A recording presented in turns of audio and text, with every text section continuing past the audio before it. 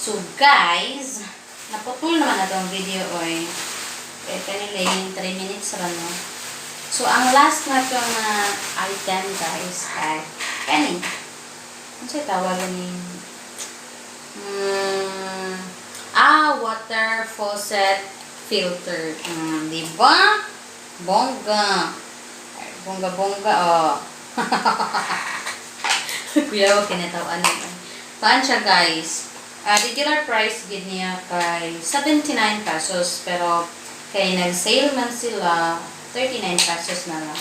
Ito siya open. Bala ko ka ba daw kung na-fit ba ni sa mga faucet guys or ano siya. Jesus. Oh my God. Sorry. Oh no. Hala ko. Ano saan naman tayo ko ba? Ano saan naman tayo? Hindi pwede siya bliyan yan.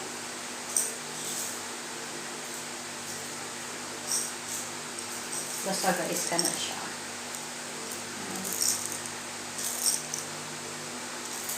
So, ang atong sunod na ablihan guys kay ato ang ring light. Ring light na ito. Sa size ano man.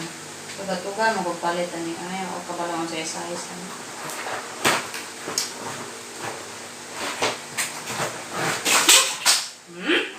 Jesus name! So, ano siya guys, ang mga accessories niya. Ay, padasa ko ang camera guys sa kay filter na siya. Para magwapa ko siya. O, diba? Napay lipstick ko.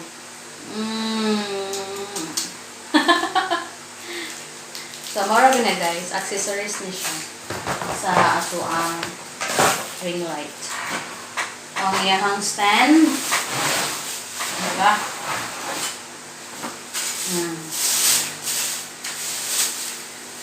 Diba? Perfect.